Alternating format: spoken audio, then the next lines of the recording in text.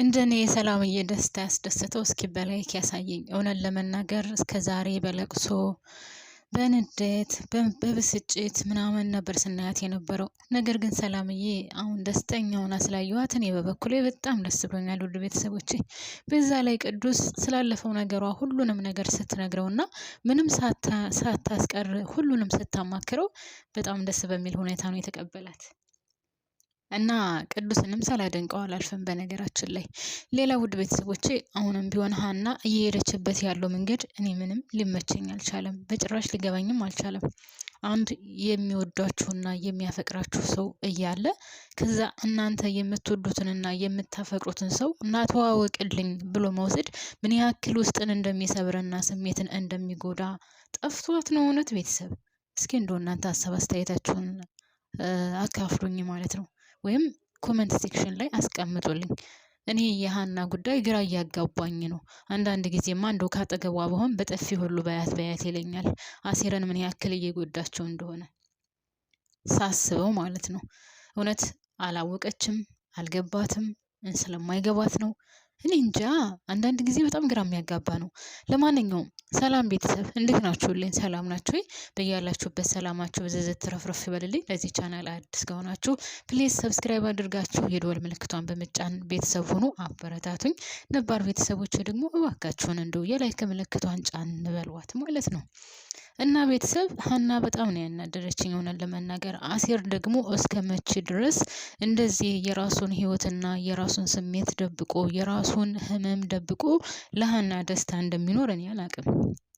እስኪ ንገሩኝ ቤተሰብ፣ ማን ነው የራሱን ህመምና የራሱን ስሜት የራሱን ቁስል ደብቆ የሰው ደስታ በዚህ ልክ የሚኖረው? ለሰው ደስታ ሲል ብቻ እያመማቸው አስባችሁታል? ሀና ልታገባ ነው። ልታገባ መሆኑን ብቻ መናገሯ ሳይበቃት ናና እዝራን ተዋወቅልኝ ብለዋለች። እኔ ግን እዚህ ላይ ያልገባኝ ነገር ቤተሰብ ማለት ነው፣ አሴር እዝራን ታስታውሱ ከሆነ ከዚህ በፊት ገና አሴር እንደሚወዳትና እንደሚያፈቅራት እንኳን ሳይነግራት በፊት ካስታውሳችሁ እዝራ ጋር እንደተዋወቁ ሰሞን እዝራና አሴር ተገናኝተዋል። እሷ ወደ ትምህርት ቤት ልትሄድ ስትል አሴርን ሸኘኝ ብለው ከዛ እዝራን መንገድ ላይ ስታገኘው በቃ እዝራን ካገኘው አንተ ተመለስ ብለው ተዋውቀዋል፣ ተገናኝተዋል። ሲቀጥል ደግሞ ታስታውሱ ከሆነ ኤልያስ ታሞ እያለ እዛ አካባቢ ሄዶ ነበረ እዝራ። እዛ አካባቢ ሲሄድ ደግሞ አይቶታል። እና ምን ብላ ነው ምን አስባ ነው እንድትዋወቁ ያደረገችው? ሄዶ እዝራን እንዳገኘ ያደረገችው ምን አስባ ነው ቤተሰብ? ከአንድም ሁለት ጊዜ የተገናኘ ሰውና በሶስተኛ ኑ ተዋወቁ እና እዝራን ተዋወቁ ማለቷ ምን አስባ ነው ቤተሰብ? እስኪ እናንተ ሀሳባችሁን አካፍሉኝ። እኔ በጣም ነው ያናደደችኝ በነገራችን ላይ። አሴርስ ቢሆን እስከ መች ድረስ ነው የእሱን ስሜት እንደዚህ ደብቆ እየታመመ እየተጎዳ እየተቃጠለ እየተንገበገበ ለእሷ ደስታ ሲል የምትፈልገውን ነገር የሚያደርግላት? ለምን ሲባል እንዴ? አንድ ሰው ራሱን እየገደለ ሌላን ሰው ማንሳት አለበት ማለት ነው? ማንኛውም ሰው እኮ ለራሱ ከሆነ በኋላ ነው አይደለ ሰው ማድረግ የሚችለው። መቼም እኔን እያመመኝ የኔን በሽታ ማሳከም ትቼ የሌላኛውን በሽታ እንድድን መጣር የለብኝም አይደል ቤተሰብ? መጀመሪያ ራሳችሁን ስትሆኑ ነው ሰው የምታግዙት። መጀመሪያ ራሳችሁ ስትበሉ ነው ለሰው ማብላት የምትችሉት። ለራሳችሁ ሲያልፍላችሁ ነው ለሰው ማድረግ የምትጀምሩት አይደለ? ለራሳችሁ ምንም አይነት እርምጃ ሳትራመዱ መቼም ለሰው ሰው እንዲራመድ አታግዙም አይደል ቤተሰብ? አሴር ምን ነክቶት ነው እሱ ራሱ እንዴ? ኤልያስ እንኳን ትቷታል እኮ። ኤልያስ እንደዛ ሲያብድ ነበረ፣ እንደዛ ራሱን ስቶ በየጎዳናው ሲወድቅ ነበረ። ራሱን የሳተ ሰው፣ ምንም ማድረግ የማይችል ሰው የነበረው ኤልያስ እንኳን እርግፍ አድርጎ ትቶ ከስራና ከስራ ውጭ አሁን ምንም አይነት ሀሳብ የሚያስብ ልጅ አልሆነም። እና የአሴር ነገር እኔ በጣም ግራ ገብቶኛል። በዚህ ልክ ለሀና መስዋዕትነት መክፈሉ፣ በዚህ ልክ ለሀና ዋጋ መክፈሉ ተገቢ ነው ብላችሁ ትላላችሁ? እሷ ባልገባት ቁጥር የእሷ የሆነ ደደብነት ባላለቀ ቁጥር እሱ እየተቃጠለ ለእሷ ሲል እንዴት ነው ለሶስተኛ ጊዜ ሰው ተዋወቁ የሚባለው? የእሱ ስሜት መጎዳቱ አልገባት ብሎ ነው። በኋላ ተምቹ አግኝቷት ሲነግራት አንቺ አላት ተምቹ፣ አንቺ የምትወጂውንና የምታፈቅሪውን ሰው ጓደኛሽ ቀምታሽ ከዛ ነይ ተዋወቂው ብላ ብትወስድሽ ምን ትያለሽ ነው ያላት። እኔ ተምቹ በጣም ነው የተመቸኝ። ከዛ ካለፈ በኋላ እውነቱን ነው፣ ልክ ነው፣ ምን ነክቶኝ ነው? ሁልጊዜ ካለፈ በኋላ መጸጸት ትወዳለች። ሁሉ ነገር ካለፈ በኋላ እውነቱን ነበር፣ እንደዚህ ባላደረግኩ፣ እንደዚህ ባደረግኩ፣ ሁልጊዜ እንደዚህ እና እኔ በሀና ቅጥል ብዬ ልሞት ነው ቤተሰብ። ሁልጊዜ የምታደርገው ነገር አያልፍ። በቃ ከአባቷ ጋርም ስታወራ አሁንማ እያስጠላችኝ ነው። ባለፈው ራሱ ከእንትና ጋር የተናገረችው ፋኖስን የተናገረችው ንግግር አባቴ እንደዚህ አይነት ነገር አባቴ መውለድ ስለማይችል አንቺ ከሌላ ወንድ ሄደሽ ነው እንጂ በጭራሽ ከአባቴ አይደለም ያርገሹ ብላ ከፍ ዝቅ አድርጋ ነው ተናግራት የተመለሰችው በሱ። እንደገና ከዛ ተመልሳ አባቷ ሄዶ ተጣልቶ ስለነበረ አባቷን ጋር ሂዳ አንተ እንዴት ነፍሰ ጡር ትደበድባለህ? እንደዚህ አይነት አባት አለ ብዬ አስቤው አላቅም።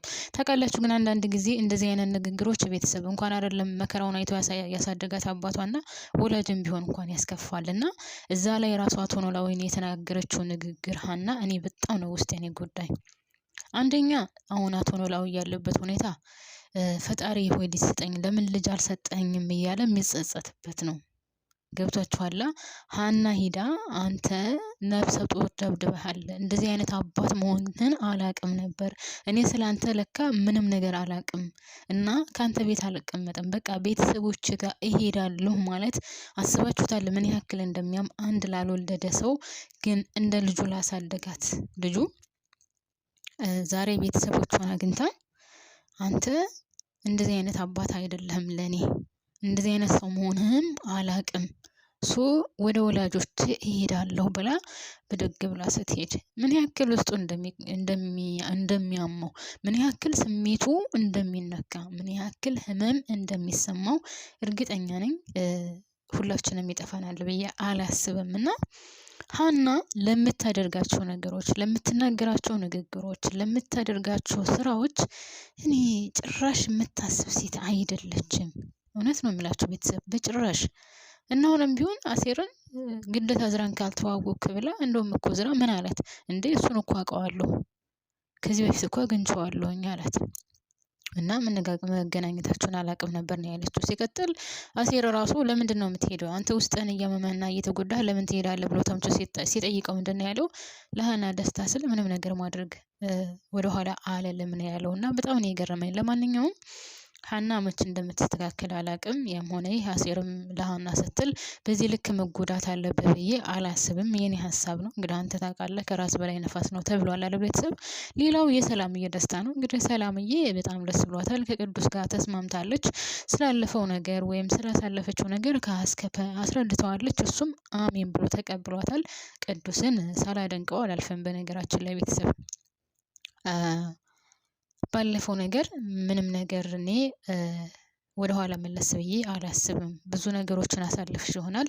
ነገር ግን እኔ ያ ለኔ ምንም ቦታ የለውም። ምንም ነገር ሊሰማኝም አይችልም።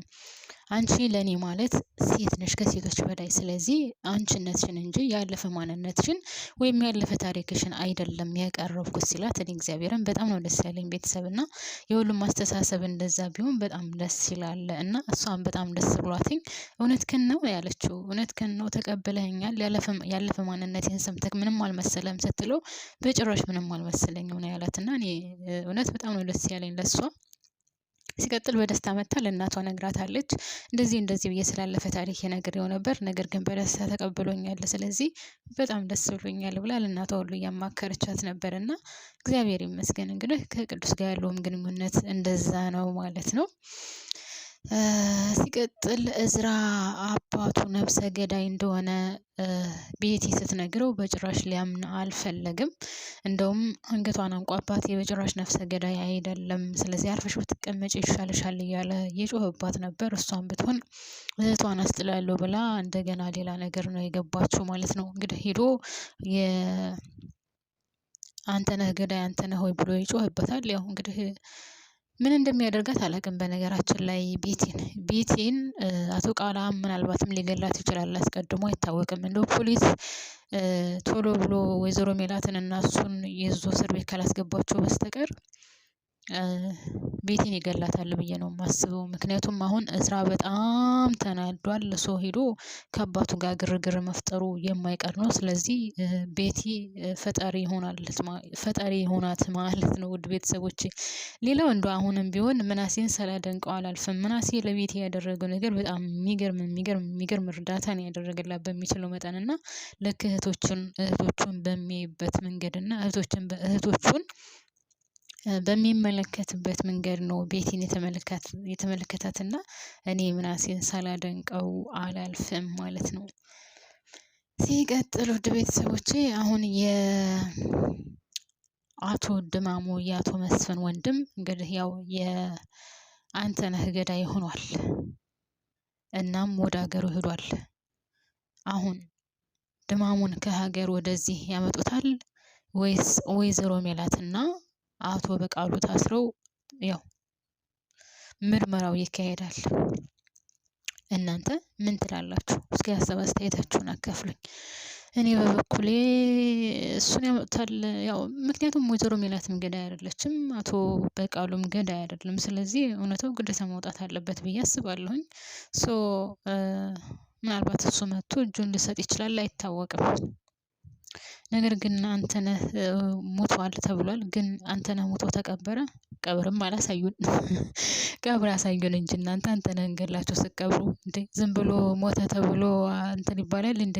ያው ግንባሩን ነው የመታው። ላይሞት ይችላል። የሰው ልጅ እኮ በጣም በብዙ አንድ ሰው ሲያወራ ሰምቻለሁ። ወደ 12 ጥይት አርፎበት ምንም ነገር ያልሆነ ሰው አለ። ግን ያው እሱ የሚሆነው ወደታች ማለት እንደዚህ አሁን ወደ አካባቢ ምናምን ከሆነ ይመስለኛል እንጂ እግር ምናምን እንደዚህ ከሆነ ነገር ግን በተለይ ልብ አካባቢ ከኋላ ደግሞ መጅራት ምናምን ግንባር አካባቢ ያው ከባድ ነው።